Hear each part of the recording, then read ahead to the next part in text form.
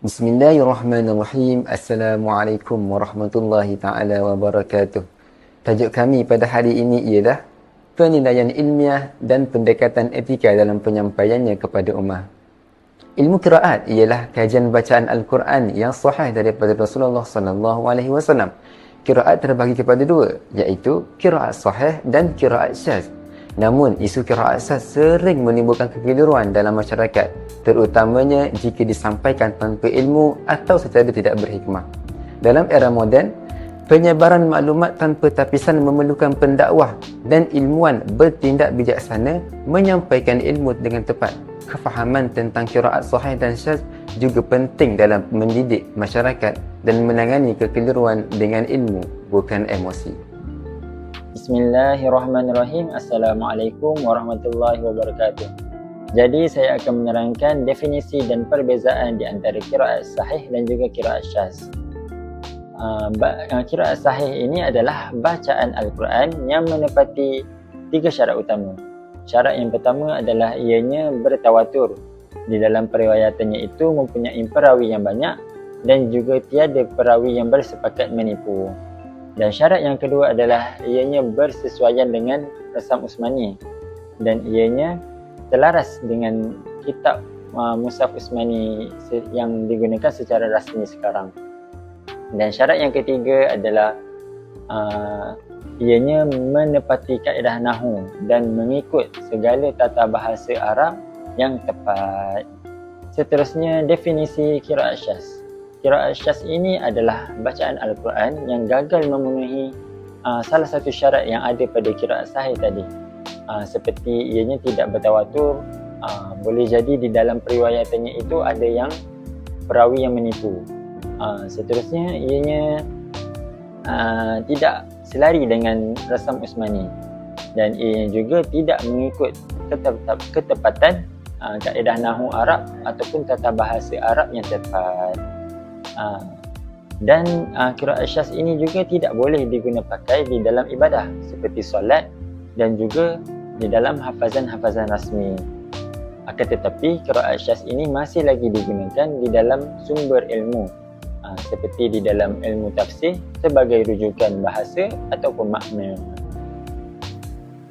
Assalamualaikum warahmatullahi wabarakatuh. Saya akan menerangkan berkenaan tentang hadis-hadis daripada pembacaan qiraat syadz. Di mana hadisnya kita dapat lihat hadis yang diriwayatkan daripada Abdullah bin Mas'ud, di mana beliau telah membaca satu potong ayat daripada surah Al-Lail yang mana pembacaan beliau berbeza dengan bacaan yang terdapat dalam Mushaf Utsmani. Jadi contoh bacaan beliau kita lihat, beliau membaca dengan Al-Dzakara wal Unsayayn, sedangkan yang terdapat dalam Mushaf Utsmani dibaca dengan Al-Dzakara wal Unsa. Jadi di sini memperlihatkan kepada kita perbezaan bacaan daripada Abdullah bin Mas'ud dengan apa yang terdapat dalam Mushaf Utsmani. Jadi bacaan ini dikira sebagai bacaan syadz. Jadi hadis ini telah diriwayatkan daripada Al-Imam Al-Bukhari dalam kitabnya At-Tafsir dan juga disebut di dalam kitab Al-Masahih oleh Al-Imam Abi Dawud. Jadi mengapa kita katakan hadis ini hadis qiraat ini qiraat syadz? Kerana tidak terdapat bacaan tersebut di dalam Mushaf Utsmani. Walaupun bacaan tersebut datang daripada sahabat yang besar seperti Abdullah bin Mas'ud, tetapi bacaan tersebut tetap dikatakan bacaan qiraat yang tidak sah di dalam ibadah ataupun dalam pembacaan Al-Quranul Karim. Tetapi kalau dalam konteks tafsir, boleh, iaitu dalam konteks untuk memahami ayat Al-Quran boleh, tidak jadi masalah. Tapi dalam pembacaan Al-Quran tetap tidak dikira sebagai pembacaan qiraat kerana dia adalah qiraat syadz.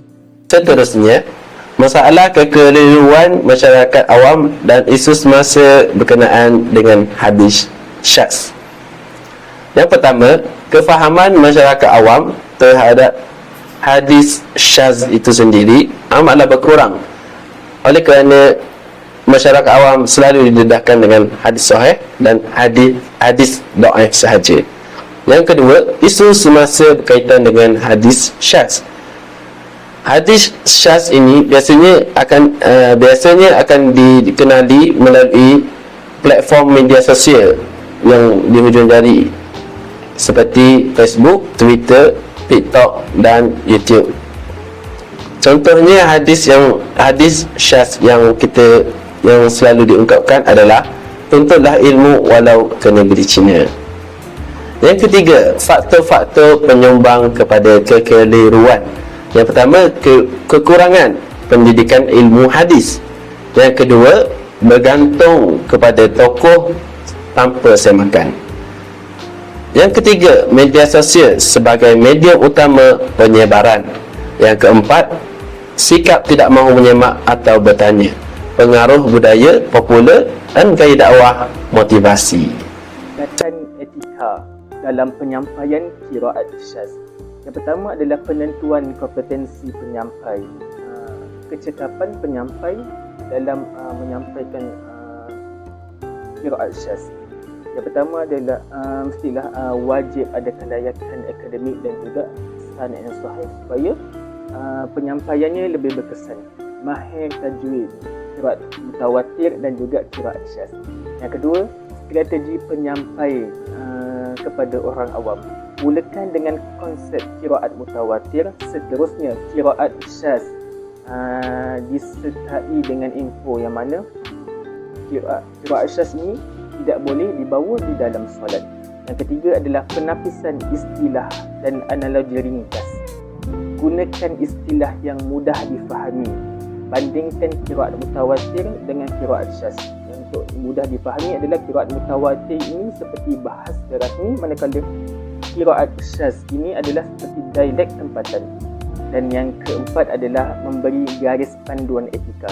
Qiraat syaz hanya boleh diajar di dalam kelas khusus, bukan di masjid ataupun di surau. Ulang penegasan, iaitu bacaan solat mestilah menggunakan qiraat mutawatir dan tidak boleh digunakan qiraat syaz. Seterusnya, rakaman ataupun bahan yang bertulis perlulah dilabel untuk akademik sahaja. InsyaAllah, apa yang boleh disimpulkan daripada perbincangan kita pada hari ini, qiraat sahih ialah bacaan Al-Quran yang memenuhi 3 syarat utama, iaitu bersanad sahih hingga Rasulullah SAW, sesuai dengan kaedah bahasa Arab Fusha dan menepati resam Uthmani. Seterusnya, qiraat syaz ialah bacaan yang tidak memenuhi salah satu daripada syarat tersebut, justeru tidak dibaca dalam solat atau ditulis dalam mushaf. Selain itu, hadis memainkan peranan penting dalam menjelaskan bahawa bacaan syaz bukan rekaan tetapi berpunca daripada riwayat Rasulullah SAW walaupun tidak dikekalkan dalam bacaan mutawatir. Akhir sekali, penyampaian ilmu tentang qiraat syaz mestilah dilakukan secara berhikmah, beretika dan mengambil kira tahap kefahaman masyarakat. Itu sahaja daripada kami. Assalamualaikum warahmatullahi taala wabarakatuh.